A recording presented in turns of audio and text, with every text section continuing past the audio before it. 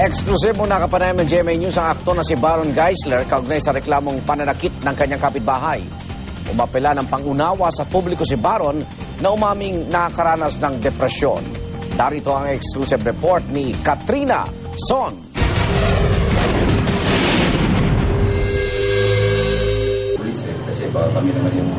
Matapos makalabas sa QCPD Station 5 ang aktor na si Baron Geisler dahil sa panununtok umano ng kapitbahay.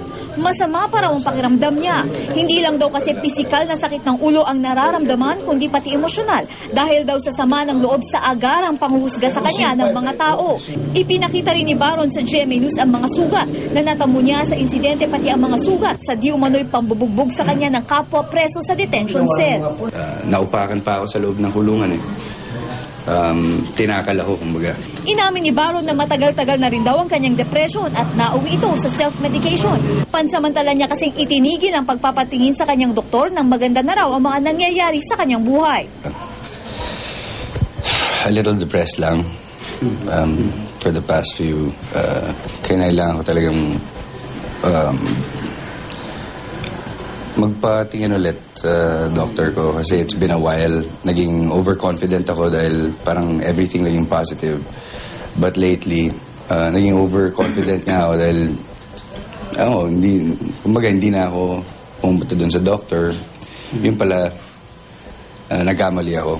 Kwento niya, matagal na raw silang may alitan ni De La Rosa. Kaya nang muling magkaharap Biyernes ng gabi, umabot na lang daw sa sukdulan kaya't nagawa niya ang panununtok. Giit din niya na hindi siya lasing nang mangyari ang insidente. Just a misunderstanding Matagal na kasi na may alitan na kami ni Kuya Ray. Matagal na. Si Kuya Ray, kapitbahay? Kapitbahay namin. Taon na. Siguro sumabog na lang talaga. Kasi minsan, pag pumunta ako doon, parang naiinis yata sa akin. Kahit na simpleng bagay lang nabilin ko, parang hindi maganda yung approach parade. So, nag-snap ako. I was having a bad day already. Tapos, ganun pa yung parang ang dating, ano ginagawa mo dito? So, nablanko lang ako. And I got a little, mad. Pakiramdam daw ni Baron, unfair ang nangyari sa kanya na tila pinagkaisahan siya. Lalo't madali daw siyang nahuhusgahan dahil sa kanyang nakaraan. Mabuti na lang daw at nagkaayos na sila ng nakaalitan. Ayaw na rin daw niyang umabot pa sa demandahan ang nangyari.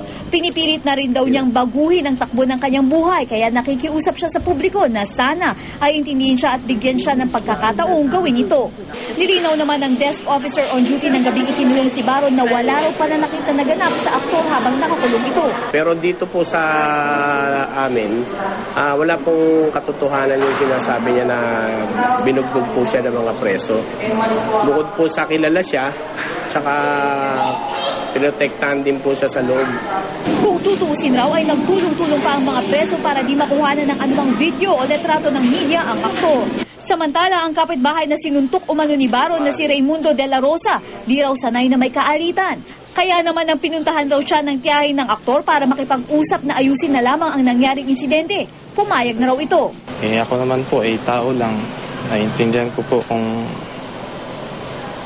ano yung damdamin nila sa nangyari.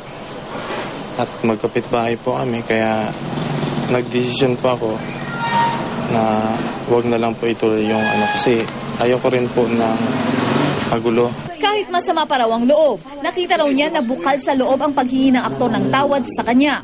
At nung nagkausap po kami, humingi po ng patawad si Baron sa akin, kaya